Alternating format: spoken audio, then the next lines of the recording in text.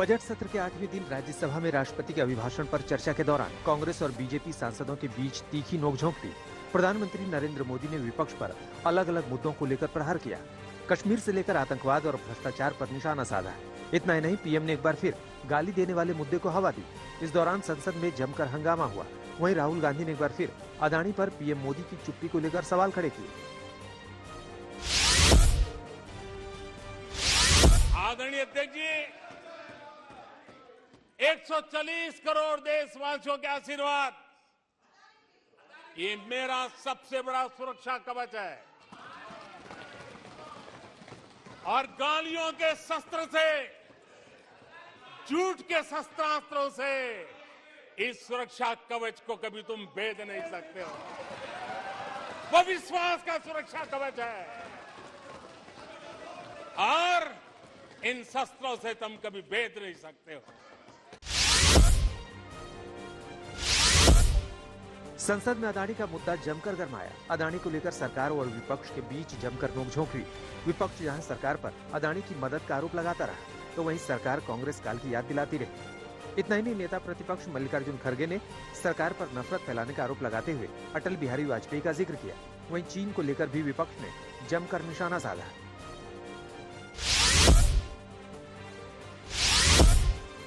प्रधानमंत्री मोदी संसद में नीले रंग की खास जैकेट में नजर आए। वो जैकेट प्रधानमंत्री को पिछले दिनों इंडिया एनर्जी वीक में इंडियन ऑयल कॉर्पोरेशन की तरफ से भेंट की गई थी। पीएम मोदी ने जो जैकेट पहनी वो प्लास्टिक की बोतलों को रिसाइकिल करके बनाई गई है। उधर राज्यसभा में जब विपक्ष के नेता और कांग्रेस के अध्यक्ष मल्लिकार्जुन खड़गे आरोप पर आरोप लगा रहे थे, तो केंद्रीय मंत्री पीयूष गोयल ने उनके विदेशी मफलर पर चुटकी ले ली। इसके बाद बीजेपी ने भी पीएम मोदी की जैकेट के बहाने खड़गे के मफलर पर सवाल खड़ा किया।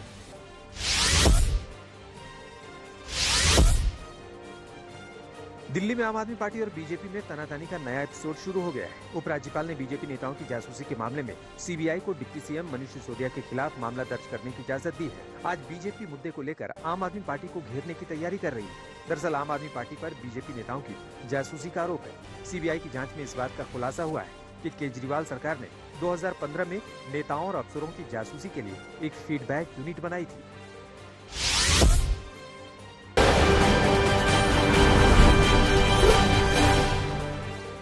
राजस्थान के भीलवाड़ा में शमशान में महिला की लहूलुहान हालत में लाश मिली थी।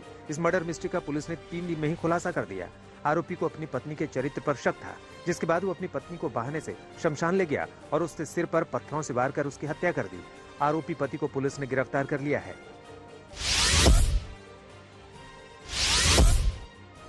समस्तीपुर में घर में घुसे बदमाशों ने लूटपाट के दौरान बुजुर्ग महिला की हत्या कर दी। हत्याकांड का खुलासा करते हुए पुलिस ने बताया कि बदमाश पहले बुजुर्ग महिला के घर में घुसे। जैसे ही महिला को घुसपैठ की भनक लगी तो बदमाशों ने गला दबाकर महिला की हत्या कर दी। फिर सोने के जेवर और 41,000 रुपए लूट लिए।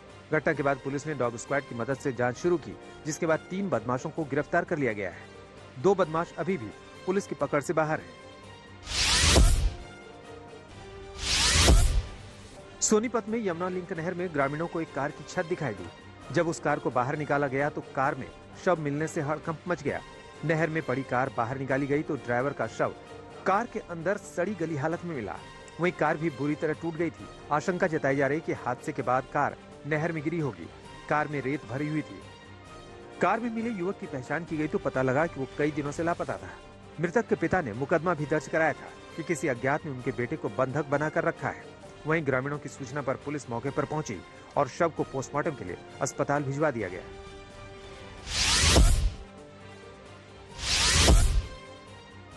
असम के तिरुवल्लुर में 2 मासूमों की बेरहमी से हत्या कर दी गई। वारदात की जानकारी उस वक्त लगी जब मृतक बच्चों का पिता काम के बाद घर वापस आया।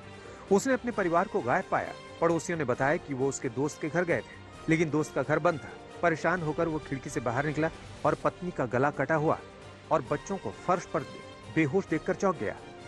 पुलिस ने घर में घुसकर देखा तो 4 साल का बेटा और 1 साल की बेटी फर्श पर पड़े थे। मुंह पर टेप बंधी थी और वो मर चुके थे, जबकि बच्चों की मां मौत से लड़ रही थी। हालांकि पुलिस को वारदात के पीछे अवैध संबंध होने का संदेह है।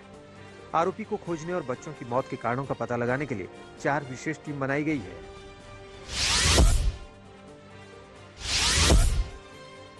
गाजियाबाद के कोर्ट परिसर में आज अचानक तेंदुआ पहुंच गया, जिससे काफी लोग डर गए। तेंदुए को देखकर लोग इधर उधर भागने लगे तो तेंदुए ने आक्रामक होकर कोर्ट परिसर में जूते ठीक करने वाले एक व्यक्ति पर हमला कर दिया और जाते जाते तेंदुए ने एक और व्यक्ति को भी घायल कर दिया। तेंदुए को पकड़ने के लिए प्रशासन की टीम मौके पर पहुंची और कड़ी मशक्कत के बाद तेंदुए को पकड़ लिया गया है।